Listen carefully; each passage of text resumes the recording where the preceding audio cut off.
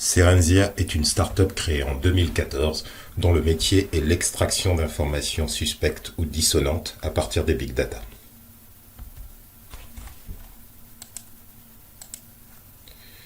Que signifie l'extraction d'informations dissonantes aujourd'hui? Les données sont dans des silos, disséminées au sein de l'entreprise, dans différentes branches, dans différentes entités d'un groupe.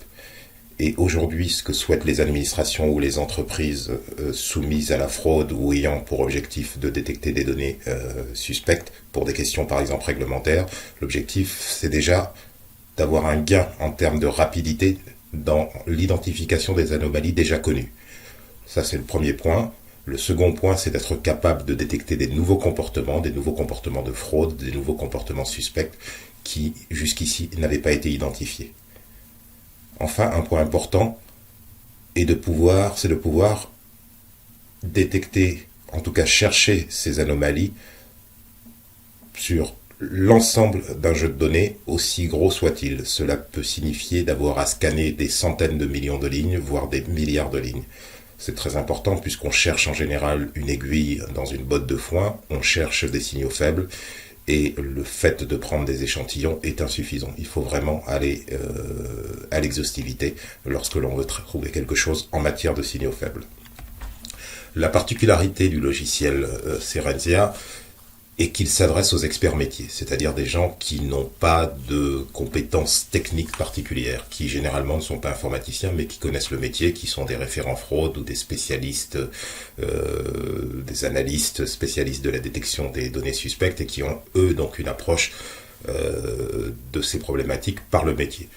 On leur offre avant tout une autonomie, une grande autonomie, c'est-à-dire la possibilité de pouvoir acquérir des données, les nettoyer, les préparer, les analyser, sans faire appel à un informaticien. C'est très important parce que une source non négligeable de l'origine du temps qui est passé en général, des retards que prennent les projets de détection de données suspectes ou de détection de fraude, est passé en aller-retour entre les personnes du métier et les équipes techniques chaque fois qu'il faut effectuer une transformation sur des données ou croiser un jeu de données existant avec d'autres données. L'autonomie est vitale parce qu'elle assure elle assure la personne du métier de pouvoir être beaucoup plus créative et trouver justement beaucoup plus de choses dès lors qu'elle n'a pas à se déconnecter de son travail. Enfin, on leur amène une productivité, un gain de productivité très très fort. Travailler la donnée, c'est une activité extrêmement chronophage, extrêmement consommatrice de temps. Le fait de pouvoir passer le plus rapidement possible les phases d'acquisition et de préparation et de transformation est un gage d'efficacité à l'arrivée pour extraire le maximum d'informations pertinentes. Enfin, on leur amène des visualisations qui sont très faciles à former, qui sont extrêmement dynamiques, donc absolument pas gravées dans le marbre. Selon le problème qui est analysé, on peut vouloir à la volée créer des visualisations sans avoir à passer par une phase de configuration lourde. C'est exactement ce qu'on offre. Ensuite, des algorithmes de machine learning dont l'objectif n'est pas de remplacer le savoir-faire des experts métiers, notamment sur un problème de fraude. La fraude est quelque chose de très changeant. Le savoir-faire métier est quasiment impossible dans l'état de l'art actuel à modéliser. Donc on offre aux experts métiers la possibilité de démultiplier leur efficacité plutôt que d'avoir la prétention de remplacer leur savoir-faire. Enfin, le logiciel Cerenzia assure une grande facilité de collaboration avec la DSI. Ça signifie que toutes les règles et toutes les transformations de données et également les modèles productifs préconisés par un expert métier lorsqu'il travaille sur notre logiciel peuvent être rapidement mis en production sans qu'il ne soit nécessaire d'écrire du code en transmettant l'ensemble des enregistrements effectués par l'outil de toutes les opérations faites par les experts métiers lorsqu'ils utilisent le logiciel. La particularité de Cerenzia, c'est donc cette approche data quality centrique de l'extraction d'informations. Comme vous le voyez sur le cercle violet au centre, ici, une bonne partie du travail est fait sur la data quality et c'est pour nous un gage de réussite extrêmement important. C'est là que la plupart du temps est passé par les data scientists ou par les analystes et nous offrons des algorithmes d'intelligence artificielle qui accompagne constamment l'utilisateur dans son travail de structuration, de profiling, de nettoyage, d'enrichissement de la donnée. Ensuite, on passe au cercle numéro 2 en bleu-vert ici, qui est le cercle classique de la data science. On offre à l'utilisateur métier toutes sortes de visualisations, des algorithmes de machine learning, cette fois pour faire de la segmentation ou du clustering, des possibilités de business intelligence et des fonctions statistiques. Enfin, sur le cercle le plus extérieur, ce sont les cas métiers que permet de traiter le logiciel, qui lui a un fort focus, logiciel qui a un fort focus sur la détection de fraude, mais qui est également utilisé sur des cas métiers comme la gestion de risque, la segmentation client, les optimisations de campagne, ou également la compliance avec les problématiques BAL 3 dans la banque ou Solvency 2 dans l'assurance. Serensia peut être vu comme un chaînon manquant. Pendant des années et des années, les informaticiens et les personnes du métier ont passé beaucoup de temps à se renvoyer la balle en termes de travail sur la donnée, qui est responsable de quoi, qui s'occupe de la qualité, qui doit préparer les rapports. Et on constate qu'on va de plus en plus vers un besoin d'autonomie des utilisateurs métiers. Ils veulent faire eux-mêmes les choses parce qu'ils ont besoin de passer par des phases de découverte de la donnée où les choses ne sont jamais, phases pendant lesquelles les choses ne sont jamais figées. C'est pourquoi ils aspirent à une plus grande autonomie, aussi bien pour réparer les données, les acquérir, les préparer, segmenter, croiser les données avec d'autres données tierces, évaluer, comprendre les risques liés à la donnée, former dynamiquement des reportings qui ne soient pas gravés dans le marbre, des tableaux de bord. Tout cela, ils souhaitent le faire eux-mêmes parce que leur savoir-faire métier fait qu'ils ont une compréhension de la donnée qui va bien au-delà de la compréhension de la donnée que peuvent avoir les informaticiens qui, eux, vont plutôt se préoccuper d'intégrité référentielle et de bon typage de données. Donc Serensia s'est vraiment positionné sur le créneau de mettre entre les mains de l'utilisateur métier une solution d'autonomie avec la possibilité de renvoyer par des scripts toutes les transformations ou les règles préconisées très facilement en production vers la DSI qui bien sûr effectuera une phase de validation sur une plateforme de test et éventuellement de pré-prod avant de mettre ces modifications en production afin qu'elles bénéficient à l'ensemble des opérationnels qui utilisent le système d'information de l'entreprise.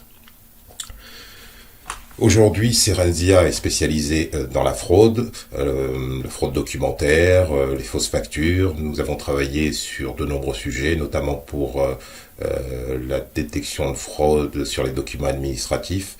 Nous travaillons également sur la sécurité, sur différents problèmes liés à la sécurité civile, à la sécurité au niveau des frontières. La banque également, tout ce qui est calcul du risque de crédit, tout ce qui est problématique de connaissance client, notre possibilité, la facilité avec laquelle on peut acquérir des données, les redresser, les préparer et les analyser, ou placer des règles métiers permet justement de sécuriser les calculs de risque, puisque tout calcul de risque repose sur l'état des données, et si ces données ont des problèmes de qualité ou des problèmes de données aberrantes ou manquantes, évidemment cela invalide la cohérence des calculs de risque. Le même raisonnement peut être fait dans l'assurance, avec notamment Solvency 2, qui compte un certain nombre de piliers, dont un en particulier le numéro 3 est lié à la qualité des données. Les algorithmes de Serensia permettent très facilement et très rapidement de redresser les données et de les rendre conformes aux réglementations en termes de cohérence et de qualité des données.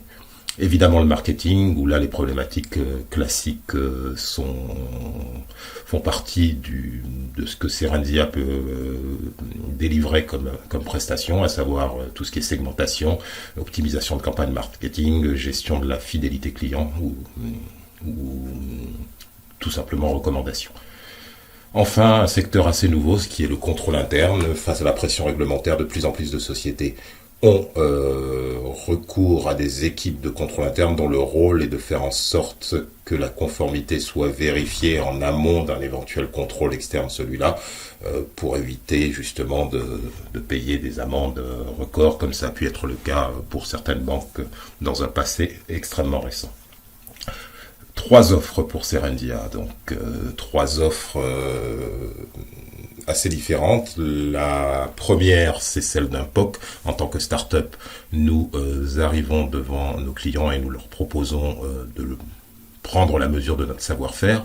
Alors le POC peut prendre 2 formes. Soit il s'agit d'un projet que Serendia réalise de A à Z sur une problématique du client.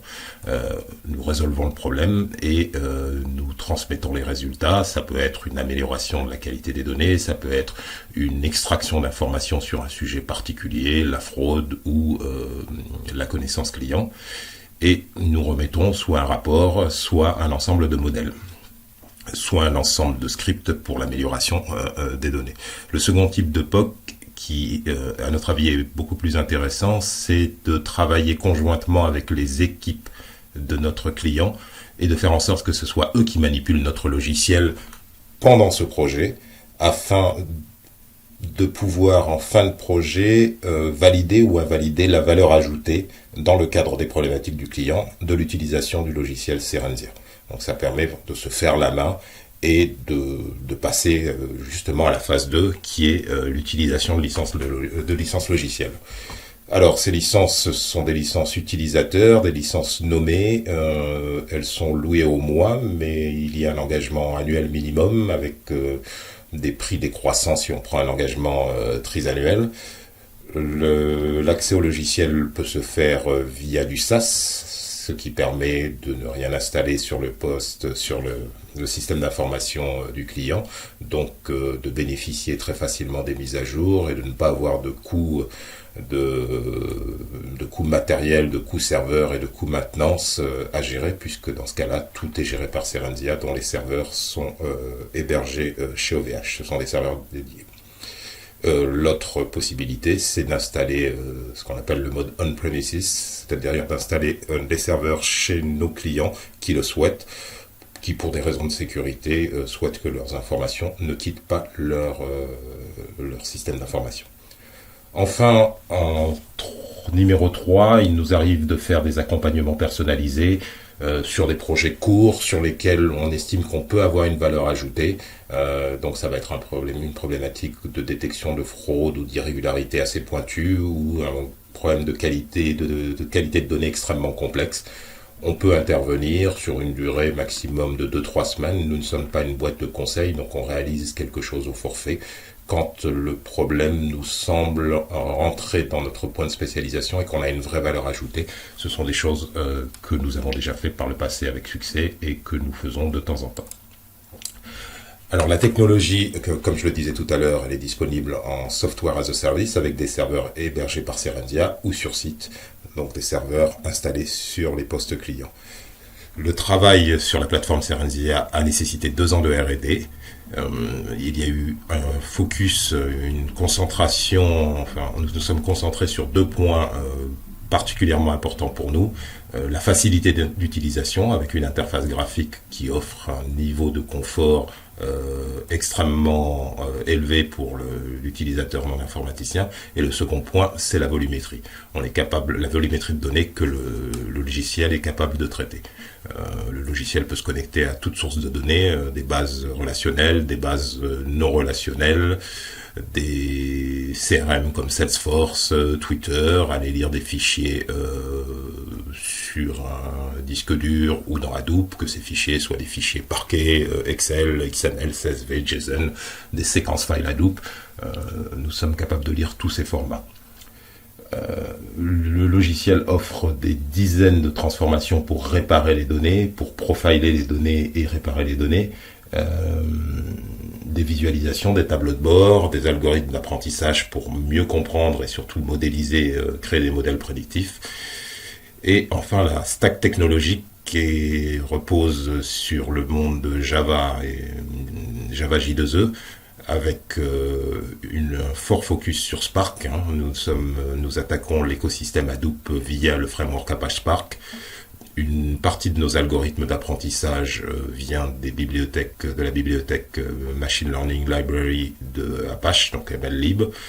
Au niveau du poste client, c'est de l'Ajax, mais Ajax côté serveur, comme on dit, de la RIA, Rich Internet Application côté serveur, avec Vadin.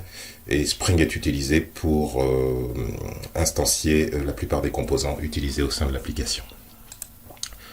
Nos clients, à l'heure actuelle, la commercialisation ayant démarré au dernier trimestre de l'année 2016, nous avons un certain nombre de clients qui ont commencé à adopter la plateforme, dont le ministère de l'Intérieur, pour lesquels nous avons déjà réalisé plusieurs projets, la SNCF, Samsung ou des sociétés comme Equimetrix.